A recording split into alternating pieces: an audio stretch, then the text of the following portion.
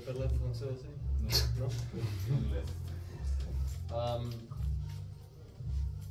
Well, a great performance, I think, from our team. Фантастично представен от нашия отбор. I think everybody saw how we played. Мисля, че всички видяха как играхме.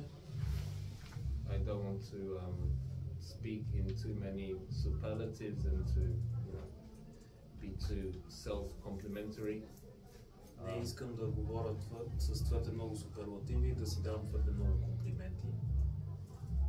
We played against the leader in the table. We won 2-0 and of course we should have won with many more goals, but we're happy with the 3 points. Играхме срещу лидера в класирането, спечелихме с 2-0, трябваше да спечелим и с по-голяма разлика, но сме доволни от 3 точки. Въпроси? Дарик. Колко беше важен ранния гол, сравнително ранния гол, по-скоро казвам, на Майкъл Естрада в днешния матч? Well, from my point of view, we didn't score early because we scored with our 4th or 5th big chance, you know. So it wasn't an early goal, but it's good that we are starting games very well. We are starting very fast and we are managing to score first, so this is good. От моя гледна точка ние не вкарахме рано, защото вкарахме чак с 4-то или 5-то си положение, така че това не е ранен гол. Добре, че започваме добре мачовете и вкарваме така през първото полувреме. Господин Елмайстро, превръща ли се в слабост това за ЦСКА, че създавате много положения, но не ги отбелязвате? I wouldn't go so far.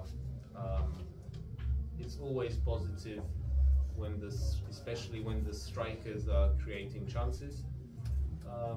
You know, sometimes they go in, sometimes they don't. Today was crazy almost what we missed. But this number of chances was fantastic. Не бих използвал толкова крайни думи. Хубаво е, когато нападателите ни създават положения. Днес е истинска лудост това колко много положения изпуснахме, но е хубаво, когато ги създаваме.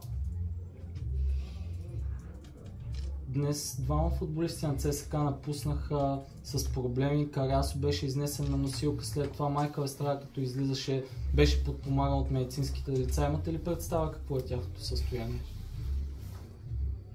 Only very vaguely. I am hopeful that it's not so serious. Marcelinho has a big headache, I can tell you that. I'm hoping he's okay. We have to monitor him in the next 24 hours. Michael, also my first information is that it's not so serious. Много бегла информация имам, надявам се да не е нещо сериозно. Това, което мога да ви кажа е, че Марселиньо получи сериозен удар в главата. Трябва да го наблюдаваме през следващите 24 часа. За Майкъл Естрада също мисля, че не е много сериозно. Към Амосига, как видях ти мача първо и кое беше основното, с което успяхте да пречупите Локомотив Пловдив днес и да нанесете първа загуба от началото на сезона? Déjà, je pense qu'on a très bien préparé le match toute la semaine. Мисля, че като за начало много добре се подготвихме през цялата седмица. On a beaucoup analysé leur ressortie de balle parce que c'est la seule équipe qui joue comme ça dans ce style de jeu. Много добре разузнахме тяхното изнасяне на топката, защото това е единственият отбор, който играе по този начин. Donc le coach et le staff, ils ont mis en place une façon de les presser et je pense que tout le monde l'a vu aujourd'hui, à la mi-temps, ça doit faire 5-6-0 parce que on a fait exactement ce qu'on devait faire.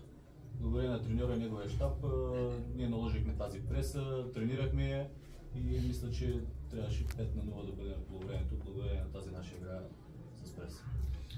Владимир Иванов. Да, вестник матч. Господин Елмаестро и към Амос Юга, ЦСКА може би не е правил такова по време от 2 години, може би Амос помни. Какво показва това 5 дни преди вечното дерби? Възможно ли е пък да изиграе шега на отбора по някакъв начин, вдигайки много високо очакванията и летвата? Много силно първо полувреме.